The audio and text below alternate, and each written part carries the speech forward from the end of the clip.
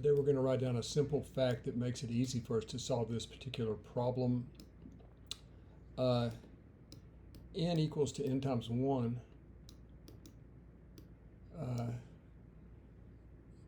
means that n is prime provided this is the only factorization. Okay, in other words, we're saying n is prime if and only if n times 1 is only factorization. And this is obvious, but it's super handy for this particular problem.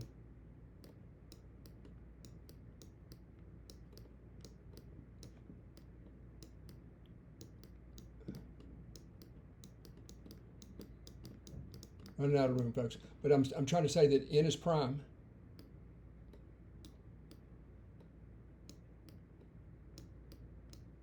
Again, I kind of strung this together, but you get the idea.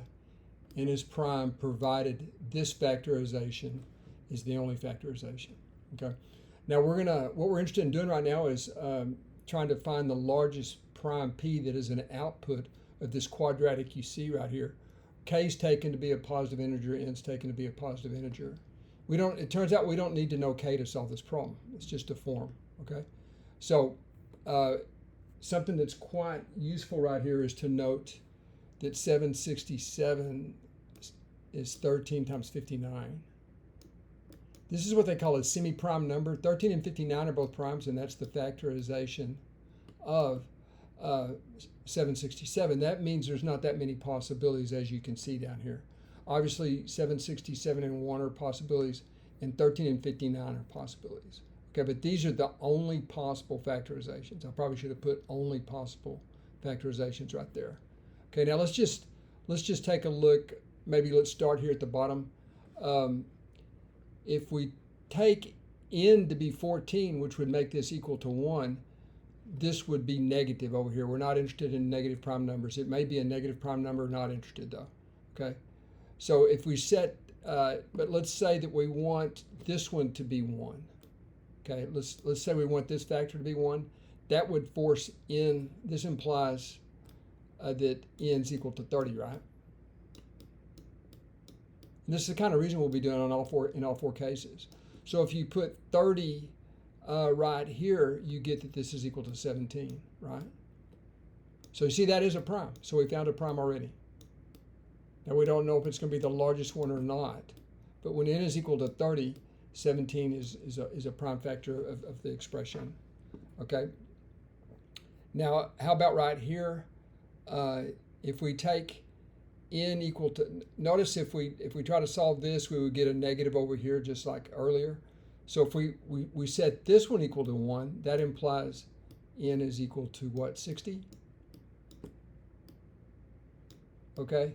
And then right over here, 2 times 60 is 120, minus 13 is 107. Well, what do you know? We have another prime, right? 107 is also a prime. Okay. Now, what about this next one? We could set, again, if you set this one, this is not going to work out nicely. You would end up with a negative number. So we're going to make this one be equal to 1. And so that would make n equal 768, right?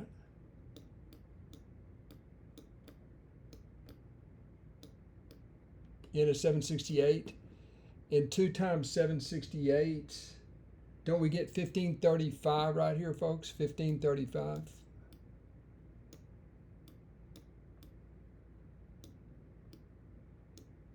Because 2 times 768 is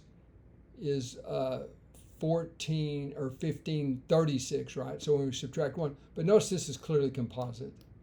It is composite. It's divisible by 5 at least, right? So that's composite. Let me write down, this is prime.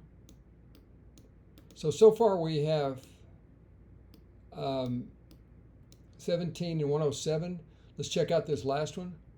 Now, so again, you would have to make this one be 1, okay? Now, if you make this one be 1, that means that n is 384. So n is equal to 384, right? And again, I'm just double checking 2 times 384 is 768, right? And so when you subtract 767, you get 1 right there. So now we have 384 right here, but that would imply that this is 383. And it takes a little bit of trouble to check that this is prime, but this is also prime. You have to check, you have to check the square root of 383. And what's the closest one? You have to check, what, 61? 67 would be too big, right? So you have to check 61, right?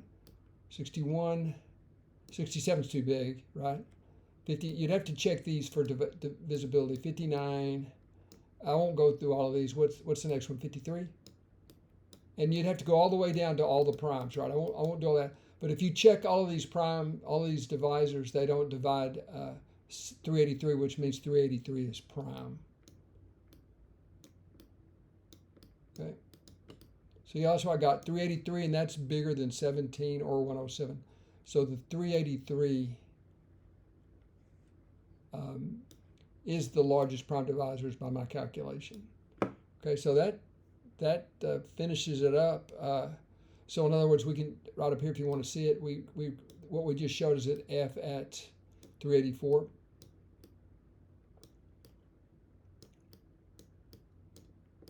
is equal to, actually flat out equal to 383. Okay, so we're done.